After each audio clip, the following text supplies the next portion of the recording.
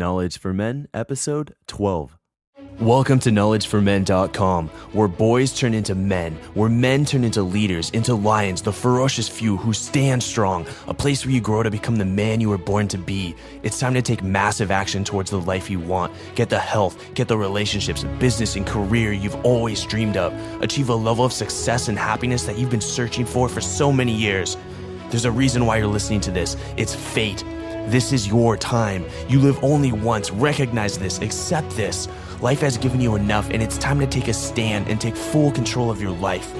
Stand with us as we interview the most inspiring and successful leaders to give you real-world advice to crush life and awaken the sleeping giant inside of you. Let's make our dreams come true. All right, guys, I'm here with Peter Voogd, an entrepreneur, youth leadership expert, direct sales, and peak performance coach for the last 8 years. Peter has trained and led thousands of sales reps, managers, college students, and executives to reach the top 1% of their fields. He's the founder of RealVIPSuccess.com, which was created to inspire the youth to chase their dreams, create world-class leaders, and has now impacted over 20,000 lives. Peter is also head of the GameChangersMovement.com, a membership community of entrepreneurs, young professionals, and sales managers. Peter, I'm happy to have you on the show. Let's jumpstart right into your favorite success quote. I think my favorite quote would have to be, your level of success will seldom exceed the level of your personal development. That's something that I've really lived my life on, and it's made a big impact on my success. All right. Your level of success will seldom exceed your level of personal development. Very powerful. If you want to grow, you're going to have to learn and educate yourself every day if you want to continue to just reach that full potential. All right, Peter, let's jump into your story now and how you got started with what you do. I grew up in a small town. It's kind of like a retirement community. And literally people become loggers, or they hunt, they fish, construction workers. So I was pretty lucky to have entrepreneur-minded parents. And I was introduced at a young age to eBay, which everyone's familiar with, kind of when it was coming up. And early on in my career, I got into entrepreneurship and started selling things on eBay because I realized you can have a broad audience. And it really was exciting to me that I was able to make money and start seeing my influence grow on eBay. So I started selling shoes, clothes, and that was between ages 14 and 18. And I really got the entrepreneur bug when I started seeing myself buy something and then sell it for more to someone in New York or somebody in Canada. And I'm like, wow, I'm on to something here. So after a couple years, it actually did pretty well. I always had good income growing up as far as creating it for myself. But when I got to the age of 17, everybody around me and all my friends started getting normal jobs, the hourly jobs. So part of me was thinking that's what I should do. That's normal. So my mom, dad, yeah, you should try to get a normal job. And inside, I'm kind of like, wait, why would I get a normal job when I'm doing well here, making money online? I don't have to be told what to do.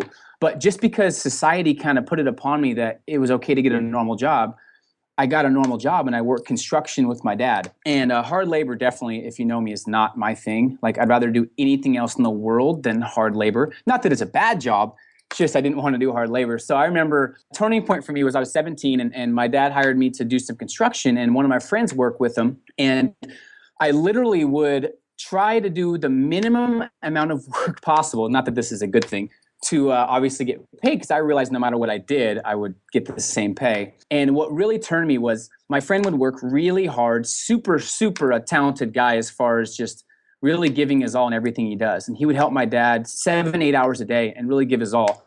And back then the pay was $6.75 to $7. So I'm sure you can remember that. Minimum wage, like $7-8.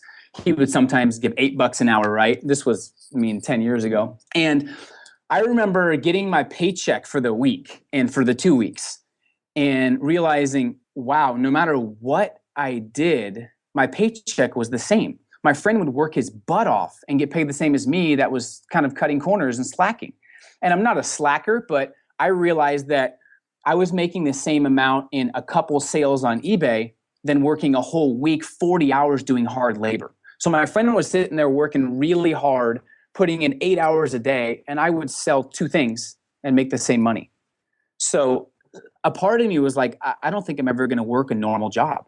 So one more job I got working at a casino valeting cars. And the same thing happened, Andrew, where there was a feeling inside me that I wanted to really show that I was worth more. So I would really help customers. I would go the extra distance, give my all, and help as many people as I could. And there was the guy that had been working there for about 8 months more than me, and he actually was making a substantial amount more than I was. And I was doing more work. He was kind of sitting back, just letting things, just doing minimum. And I was actually working hard. The tables flipped, but he would still make more than me. I remember adding up my paychecks for the entire summer that I was working. This was when I was 18.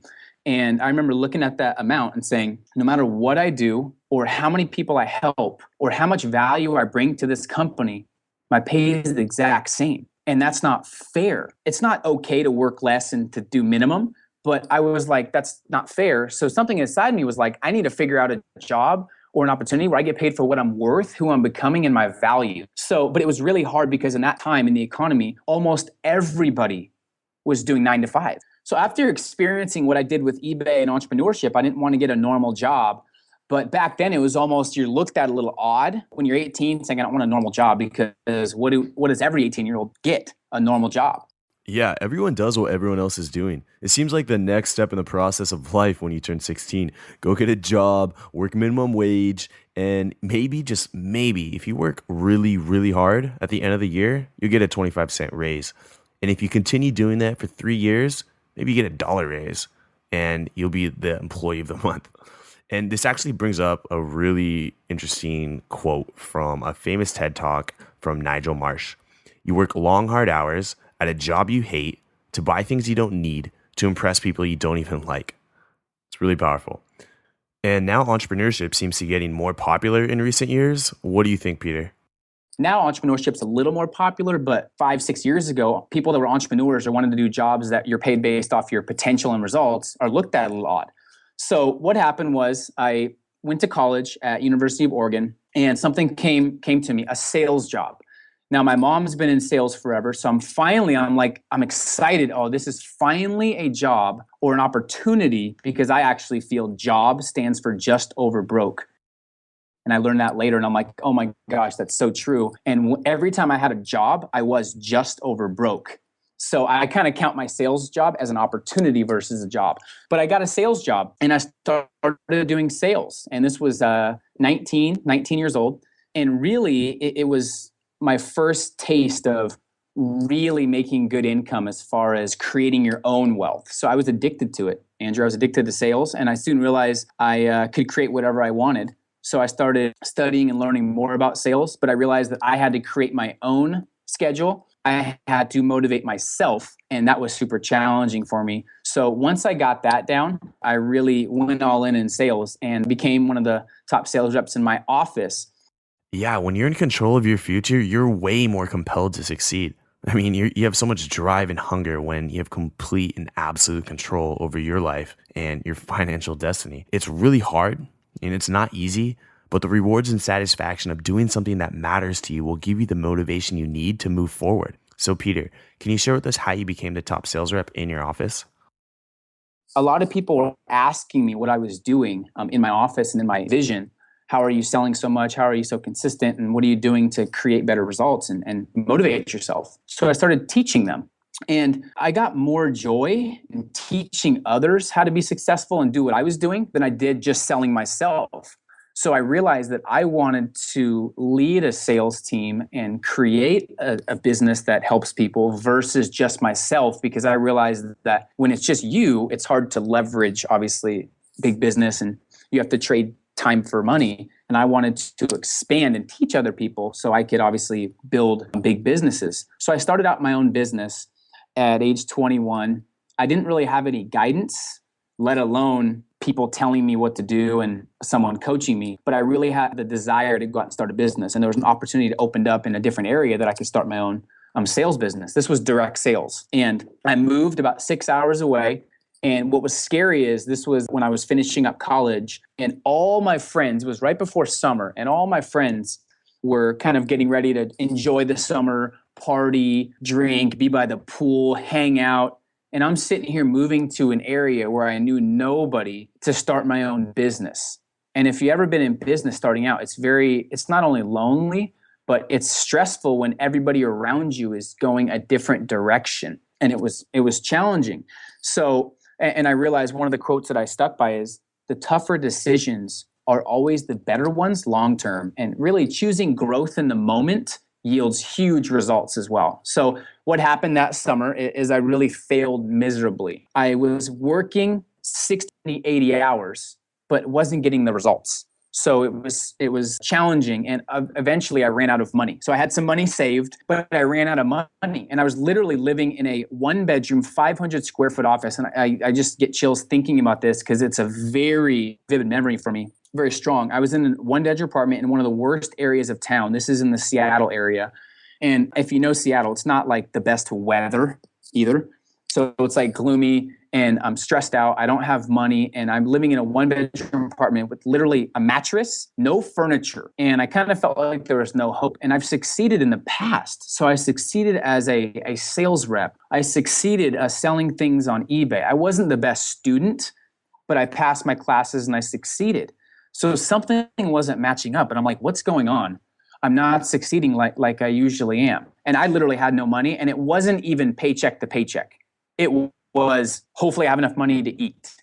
And one of the lowest points is when I had to call my parents for money. And I'll never forget the feeling of just, I was a strong person, and to kind of be vulnerable and ask my parents for a loan or for money was enough to tell myself I've had it. So what happened was my disgust turned into motivation. And I started thinking, what made me successful in sales? I reached out to the best people, and I consistently improved. Well, what I was doing was I was treading my wheels, working 80 hours a week, doing the same thing. Nothing was changing for me. So I started talking to people who were living a great life and loved what they were doing. I absorbed myself in business, and I studied people who were successful in business. I started reading every book I could on success, productivity, wealth. I started studying CEOs, and even invested in a coach, and went to seminar after seminar trying to figure out how to get out of the mess I was in.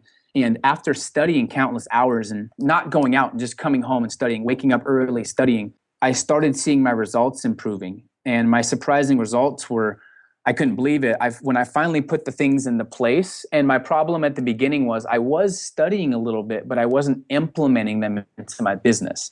So the speed of implementation was a really big part of my success. So I started implementing everything I learned into my business. Some would work, some wouldn't, but I tried trial and error, and eventually my results skyrocketed, Andrew, and I made that next 12 months, from the moment I became disgusted with my results, that next 12 months, I made my first 6 figures. And I literally went from a negative bank balance to 6 figures in income. And then, of course, 5 years from there, because once you develop the habits and gain the wisdom, if you keep using it, it stays with you. So that's really the story of how I got to my first 6 figures and going really from stress to thriving. And what happened was I was running a sales force. So I started teaching my sales team the techniques that I was using to increase my mental toughness, to increase my consistency and my personal growth. And their sales started skyrocketing. So I was taking care of my sales team. I was off myself and on to helping them. And that's when our business doubled within the next 2 years. And I was able to kind of scale my business to where I could work 20, 25 hours a week, but do more business because I started implementing what I was learning. So you wanted to scale your skills, so you built a team and taught others what you knew to maximize your efforts instead of trying to do it all yourself. And then you noticed that your friends were partying all over summer, and this separated you from your peer group. But you came to the conclusion that, the tougher decisions are always the better decisions in the long term, and choosing growth in the moment was going to yield huge results for you. And just real quick, you went to Seattle to start what kind of business? Can you share with the audience what that was? It was direct sales with Vector, Cutco Cutlery. So I was literally selling in homes direct sales. So a pretty challenging business. And then I taught other people how to do the same. So that was the business. Direct sales with Cutco. Got it. And now, Peter, I want to jump into what kept you going through those hard, tough times. It must have been very challenging. How did you get through it? I think it was a mix between my hunger to show people what I was made of. And really, I kept telling myself it was temporary. This is temporary. This is temporary. And what I kept telling myself, Andrew, is this is going to make my story so much better. But what kept me going was I had to, because I had no other option. So my back was kind of against the wall, and I wanted to show my family and my coworkers and my friends that I made the right decision, leaving everything behind. So I think my hunger to not give up And I kept telling myself, I'm not someone who gives up. Most people in this situation would give up, but not me. So it was kind of a lot of self-talk, and the hunger inside me would not let me quit because I knew there was more to my potential. So you knew this was a temporary pain, and the only way to get out was to go through it. You wanted to prove to yourself that you were capable of handling this, and giving up was not an option. And you talked about how you started reading and learning. So when did you have that specific aha moment where you realized you could transform yourself through personal development? Definitely. I mean, there's a couple, but really my first revelation was I was reading the book Maximum Achievement, and I was trying to finish the year strong and do some things that have never been done. And this is going from stressed out and broke to doing things that have never been done, which is a different sides of the spectrum. But he kept saying the book is literally, the whole book is narrowed down to the only limitations one has are the limitations placed in his mind by himself.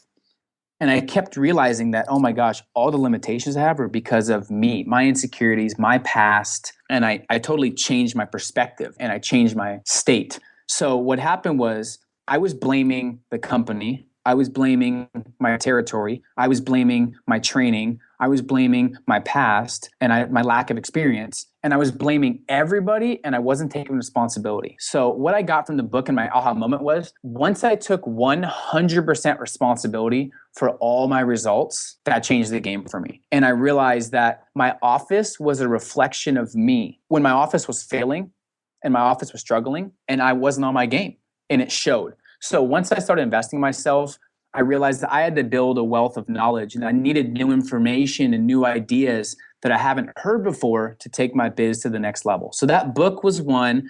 And then just realizing that I have to take responsibility for my actions was my aha moment, because I wasn't, and I was struggling. So I think a lot of people that are struggling aren't taking responsibility and standing ground of who they are and what actions they're taking. So that was a big aha moment for me as well. That quote really stands out to me. The only limitation one has are the limitations placed in his mind by himself. And it's about taking complete responsibility over your life and all of your results. So basically, your performance in life is essentially a result of who you are and what you know and what you've learned. So it was important to invest in yourself, Peter, to take your life to the next level. So when you moved to Seattle, you had left all of your peers and social life. How did you overcome this challenge when you weren't getting the results you wanted and you were near failure and you didn't have the friends and support behind you? You didn't have that social life. I think it's something not a lot of entrepreneurs talk about. How did you overcome that? Yeah, good question. Looking back, every part of me wanted to stay back and hang out with friends and just do the easy things because everyone else was doing it. There was a certain thing in me that was like, if I want to live a different type of life than most people, I need to do things most people aren't willing to do. So in that moment, I just chose growth versus to reside to mediocrity. And something that also helped me that I read in Rich Dad Poor Dad, and I've also read in Think and Grow Rich, because I did read some books when I was younger. And the statement I kept thinking about that actually caused me to stay was, if you really want to be successful, you need to look at what everybody else is doing and do the opposite. I'm like, shoot, if I'm not doing the opposite here, I don't know what is doing the opposite, because every single person I know was just getting comfortable and relaxing and partying and drinking and having fun and not even thinking about their future. And I was the one person thinking about their future. So that kind of was a comforting feeling that I knew I was doing the right decision. And another thing too was, wherever your focus goes, energy flows and it maximizes. So my focus was on how to build a business and how to build a great life, not on leaving my friends. When my focus was on leaving my friends and really moving by myself, then I got stressed out and I didn't do as well emotionally. But when I focused all my energy on the life I was building, the people I was helping, the impact I was going to create in my area and the business, I didn't worry too much about that. So kind of I just shifted my focus and I realized I was making the right decision and I went all in with that decision. So in that moment, you chose growth over siding with mediocrity. And you read Think and Grow Rich. Napoleon Hill said, if you really want to be successful, you need to look at what everyone else is doing and do the exact opposite. That's really ironic and funny, but it's really true. And even Martha Graham has a popular saying, the only sin is mediocrity. So there you go. You got to stand out. You got to do what other people aren't willing to do so that you can live the life that you want. And you were focused on your future and creating the life you wanted. And you found out that wherever your focus goes, energy flows and it maximizes. So with consistent hard work in the right direction, you're going to get a positive outcome. So Peter, after coming out of all of this, what were some of the biggest lessons you learned? There was 5 steps, and this obviously, it wasn't like I came up with it while I was doing it. This was like hours and hours and weeks and months of like thinking about how I got out of this, because I wanted to help other people, and I've given a lot of speeches and things like that and consulted with businesses, so I wanted to put it into a framework. So the first thing that I did was I gained clarity. Number one is I got clear on exactly what I wanted.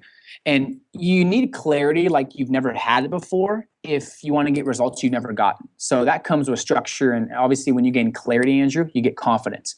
So I didn't have clarity. I was just working really hard and I just wanted to do well. That's not clear at all. I just wanted to do well. So many people want to be successful, but they don't have clear vision or tactical and practical goals, right? So my clarity was I was sick of living how I was living. And if other people were successful, I could be as well. I'm never asking my parents for money ever again. I'm going to get the success that I came here for. Now, that's all the clarity I needed to change my life. So I got clear that I didn't want to live how I was living. So I challenge people, are you 100% clear on exactly what you want? Because if you don't know where you're going, you're probably going to end up somewhere else. So, and I think of a quote that goes along with this clarity is Brian Tracy. He says, a genius without a roadmap will get lost in any country. But an average person with a roadmap will find their way to any destination. And I consider myself super average before doing big things in business. Okay student, okay at sports. It wasn't like the valedictorian. You know what I mean? I was average, but I realized, hey, if I can get a roadmap and I can really get clear on what I want, then I can have the success that I really am striving for. So what a powerful concept when you think about it, right? Gaining clarity. And one of the most defining choices I think somebody can make in life is deciding to control the quality of person they're going to be on an everyday basis. So I kind of decided what I would stand for, and I gained clarity. That was number one. So anytime you kind of want to get out of a rut, you got to shift from complexity to simplicity and get clear. So number two, this was a big one. This changed the game for me. Circle of influence. You've probably heard this on every podcast, right? It's like, it's the sign of any achiever, any person that's got success. So circle of influence, AKA my community. So who you associate with is who you become. And we learn so much from what we hear. So I wanted to be a selective listener. One of my mentors, Isaac Tolpin, taught me when I was 23, one of my favorite quotes and what I live by. He said, Peter, if you really want to be successful in life and business, you have to take very few opinions. And I'm like, it didn't catch me till a little bit later because I would take opinions from anybody. Any manager, anyone in my company, they gave me advice. I'm like, oh, thanks so much. And I'd use it. But then the year that I jumped my income drastically, I only was listening, not like I didn't respect them, but I only was taking advice from people that I would trade places with, that have already experienced success that I wanted. So what I did was, Andrew, I started only talking to and communicating with the most successful people in my company, period.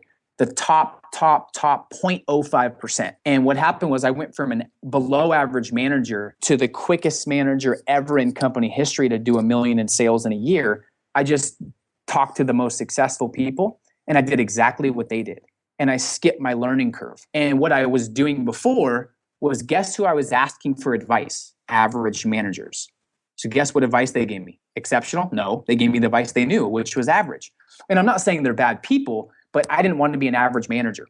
So the second was shift my influence. And I always say, if you hang out with 5 intelligent people, you'll eventually become intelligent. It's guaranteed. If you hang around 5 confident people, you'll eventually be the 6th. If you hang out with 5 millionaires, you'll eventually be the 6th. But if you hang out with 5 idiots, what happens? You'll be the 6th, right? Hang out with 5 alcoholics, there you go. So I realized I had to shift my influence at a high level. So I was making sure I was hanging around people who were holding me accountable versus letting me off the hook. And I challenge people to think about who are their top growth friends. People are either challenging you and raising your standards or letting you off the hook. So that was number 2 for me, is I shifted my influence of who I communicated with and who I associated with, who I got mentored by, who I respected and listened to. That was number 2. Number 3 was consistency. And consistent energy and motivation was the key. The killer of most people's dreams, I feel, is inconsistency. If you work extremely hard and you gain some momentum, but then you take a vacation or take time off and you kill your consistency, it's like you didn't do anything. You have to build on top of each other. And I always love this quote. I believe it's by John D. Rockefeller. He said, the two scariest things in life and business are one, momentum, two, lack of momentum. And as you know, I mean, everyone that's experienced life, when you don't have momentum on your side, it is challenging, right? But when you do, it's like things are easier. So I wanted to keep momentum on my side. So I was able to shift my circle of influence and shift my mindset to where I can gain a better perspective on what I need to do. And one of them, the biggest key to successful people's really big results was consistency. So most people get fired up then take a break, but you need momentum to accomplish anything worth accomplishing. And a lot of people get all excited out the gate and get gung-ho about their goals and achievements, and they charge out with like explosion, right? They're excited, but then they go through a challenge and their excitement kind of flares out. So I realized that a lot of the people I talked to and got mentored by were really big on consistency. So I just committed to consistency because most people didn't. And lack of consistency, I think, is really subtle, but it's a great stealer of a lot of people's dreams, desires, and obviously bank account. And that start and stop process is what kills people's progress. So it's one of the greatest reasons people don't ultimately achieve peak performance is because once they have momentum, they go, oh, I could take a break now. No. You got to keep it going until you have systems in place and things like that, which I'll talk about next. But that was the most common advice I got, Andrew, was consistency. So I shared that with others and I used it in my own life. And I want to share a piece of advice I got from John Wooden, who I studied a lot when I was in a leadership role, still am. He says, life and business is all about peaks and valleys. And if you let either affect you, you'll be hurting. So what he meant was when you're super successful, if you let it get to you, it's going to cause you to be stressed out. So if you're really successful and you kind of get cocky, it's not good. But if you're at the bottom and you let that get to you, it's not good. So the biggest thing I got from him was studying him. He's a legend in obviously leadership and coaching. He says, when you're at the top, you need to tell yourself you're going to be at the bottom again. And when you're at the bottom, you need to tell yourself you're going to be at the top again. So that mindset shift was really big on me as far as consistency went as well. And consistency gave me momentum, but the biggest thing it gave me was better results to show for obviously what I was doing. So after consistency and consistent motivation and inspiration, it was creating result rituals. So creating result rituals, and this is big. Knowledge is not power. It's what you do with it that actually matters. You know what I mean? Because as you know, and I know, and everybody knows, there's a lot of broke geniuses out there, right? A lot of people that are broke, but they're geniuses. They know a lot, but unapplied knowledge is useless. And we know that because there's people that are stressed out and broke, but they're smart. So I figured out what results move my progress and business forward. This was big. So everything that I was doing, I wanted to make sure kept happening.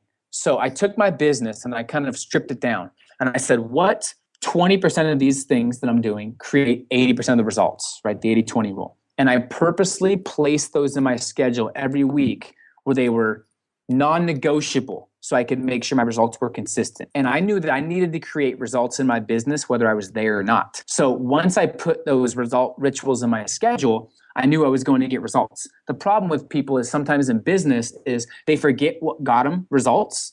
So they stop doing that. No, you got to actually keep your result rituals in place. So whatever things are getting results, moving your business forward and creating income for you, make sure those are consistent every single week. And eventually you can replace yourself and have those be on a system, of course. But once a week, I took an hour and a half and I asked myself what I must put in my schedule to move my business forward. And I organized my schedule, Andrew, based on my vision, priorities, goals, and what was most important to me, not my emotions or not my current feeling. And then I held myself ruthlessly accountable. So I really 80-20'd everything. And what this does is, first of all, when you reach out to people and you're consistently motivated, you create rituals. This gives you the power of anticipation.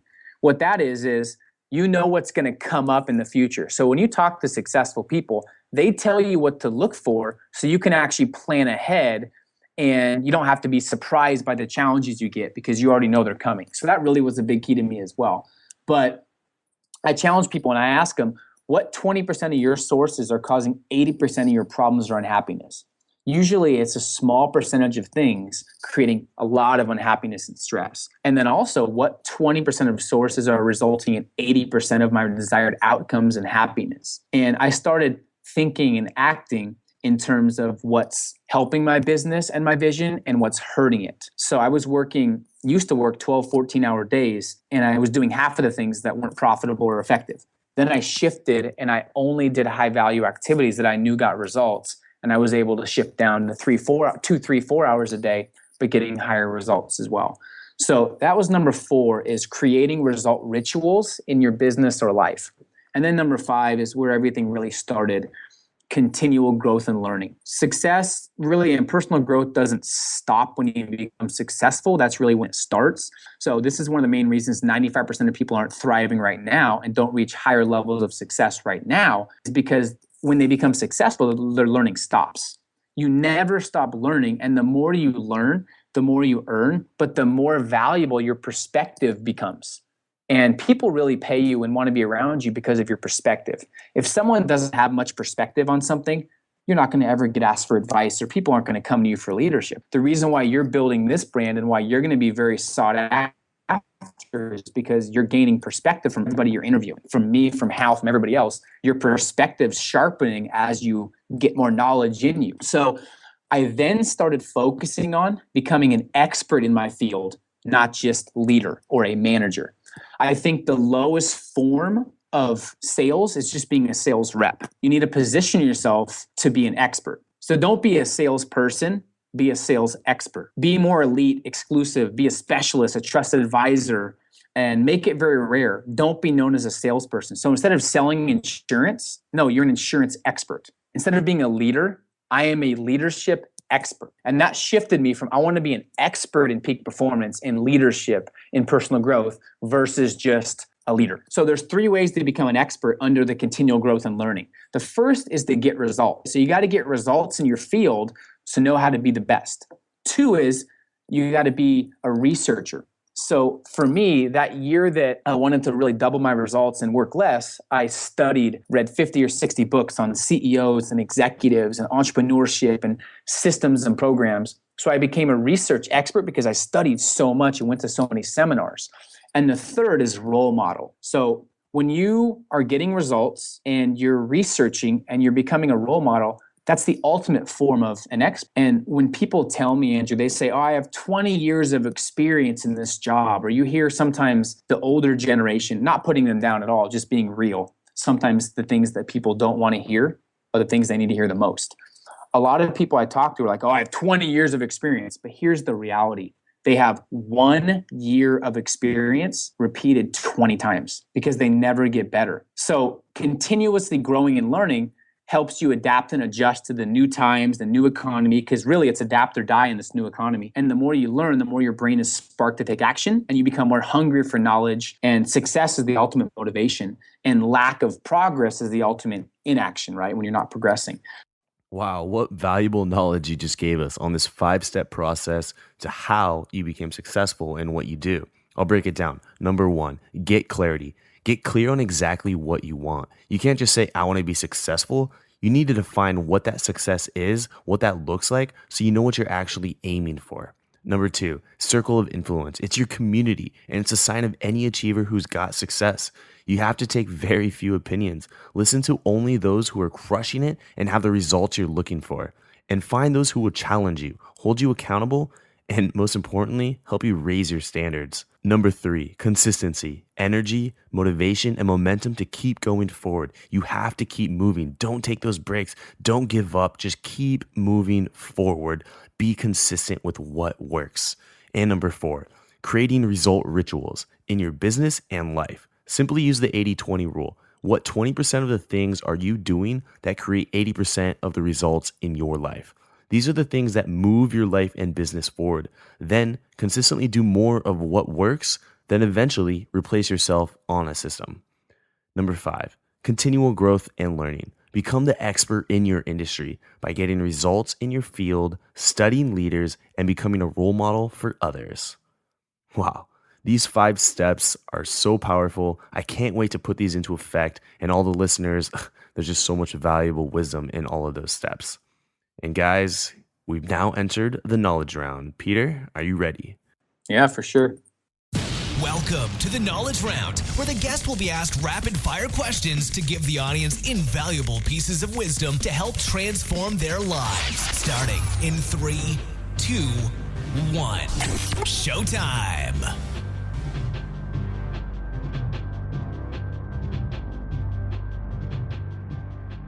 Peter, how would you explain entrepreneurship to a newcomer? Creating your future and designing your life versus taking what's given. That's entrepreneurship, is taking risks and being creative and tenacious on creating what you want versus being molded to everybody else's opinion. I like it. What was personally holding you back from becoming a successful entrepreneur? Peter, myself, that was really holding me back. My past experiences, my past limitations of what people might think of me. But once I shifted from my past to my potential is when I started becoming more successful. So what held me back, Andrew, is myself and my past versus focusing on my potential. Okay, now what's the best advice you've ever received from a mentor? I think my best advice was make decisions based off your standards and your character versus your current emotions or moods. And that was game changing for me. It was really tapping into my intelligence and thinking things through versus basing everything off emotions. So that was probably the biggest advice, along with Isaac's take few opinions as well. I like that. What's your most influential book and why? Maximum Achievement is my favorite because it made the biggest impact in my mindset, because your mindset comes first and then results come second. So mindset comes first, results come second. So you could be doing everything right action-wise and work ethic-wise, but if your mindset's not there, you're not going to get the results you want. So Brian Tracy in that book taught me how to become unfamiliar with limitation and get rid of all limitations so that I could create the right action for my goals. So that book definitely. And then Think and Grow Rich was number 2. And I know how much you guys like audio, so I partnered with Audible, an Amazon company, and you can actually pick up Maximum Achievement by Brian Tracy for free if you go to kfmbook.com. Just go ahead and sign up for a free trial, check it out, get the free book, kfmbook.com. And yeah, I love Audible. I thought you guys would too. And moving on, what's one action one person can take right now that would get them closer towards their dreams? I think eliminating all their fuzzy thinking and really getting clear on what they want. And once they get clear on what they want, stacking as many reasons as possible of why they want that. So what I would say, if they could take one action, just figure out what you want, get clear on what you want, and then figure out what you're willing to give up to get what you want. And I think that's a big way to reach the successes that you know you're capable of. All right, now I got a scenario for you, Peter. You just graduated college, you're 22. What would you do?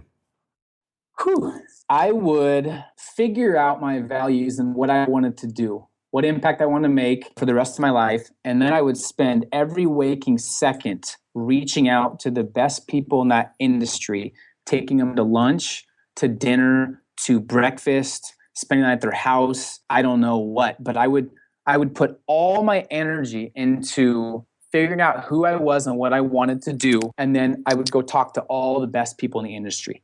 That's what I do. I'd call them. I would talk to their assistants. I would go to their house. I would ask them to mentor me, because what happens is that will give me the guidance of what to do next. You don't have to think of anything on your own. Let them tell you what you need to do next, because they're experts at it and they've already had success. So if I do it over again, that's what I do right away. I would talk to the best people in the industry that I want to be a part of. That is spot on. Surround yourself with motivated, enthusiastic, ambitious people who are going after what they want in life, and ask them to be your mentor. Surround yourself with those people. I like that. And on to the next question. If you had to write your obituary today, Peter, what would it say?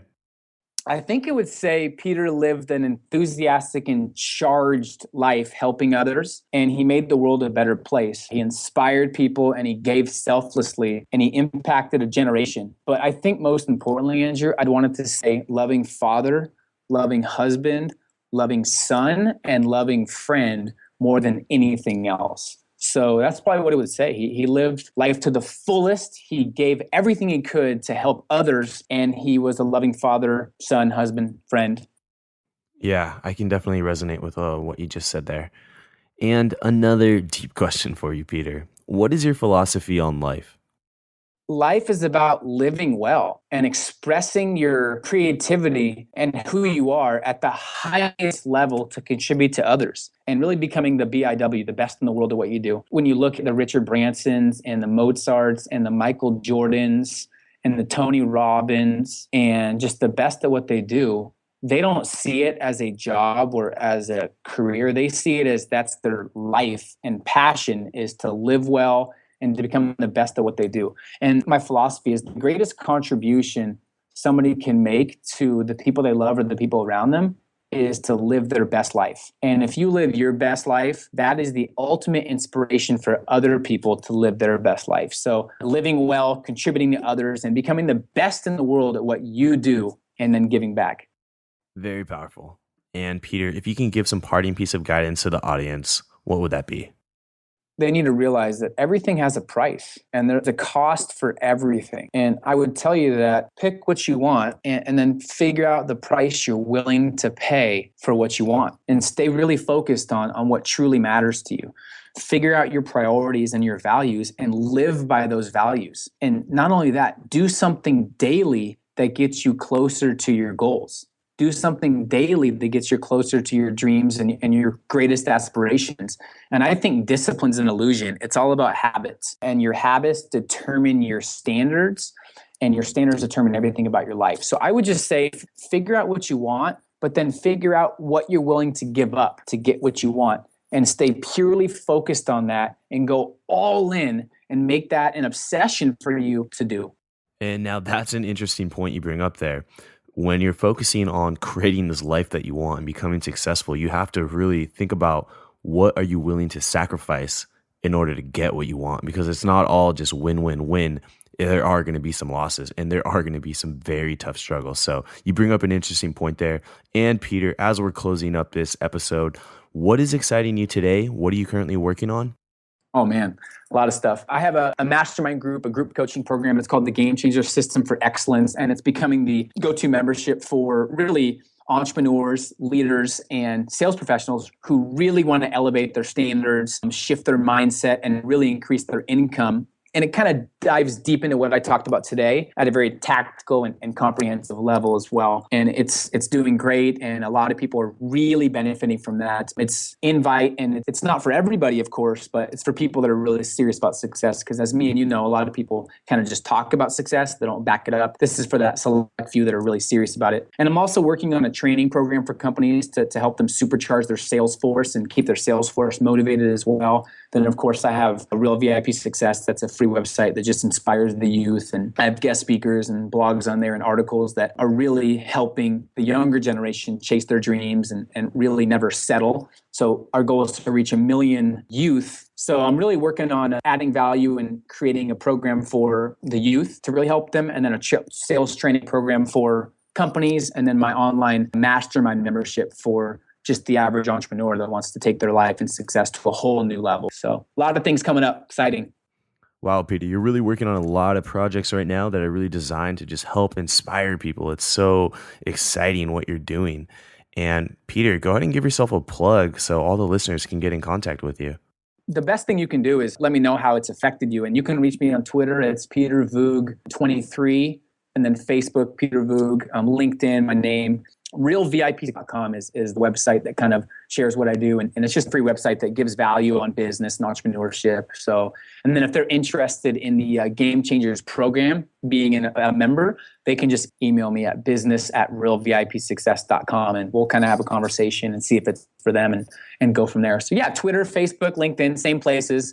And I'll be happy to help anybody that needs help. I love giving back and really helping those that are hungry for a better future in business and life. So appreciate your time, and thanks for what you do as well. Peter, thank you so much for being on the show. I mean, your 5-step process to success was so powerful. You've given us such invaluable wisdom. I can't wait to review this and share this with my audience. This is just going to be great. No problem. And there you go. That's going to wrap up episode 12. And on your way out, before you go, check out knowledgeformen.com. That's knowledge, F-O-R, men.com. And you can check out a plethora of just amazing content, articles that have gone viral, articles that have gotten over 200,000 views on dating advice, relationship advice, how to get financial freedom advice, how to find your passion. There's just a ton of articles that I've written. And if you like what you're hearing, go ahead and give us a subscribe. Write a review on iTunes. We post episodes on Monday and Wednesday morning. And I could really appreciate your support. Thank you so much. You guys have a great day. Crush life. Thank you for listening to the Knowledge for Men podcast show. Now go crush the day, live better, take action, and get the life you've always dreamed of.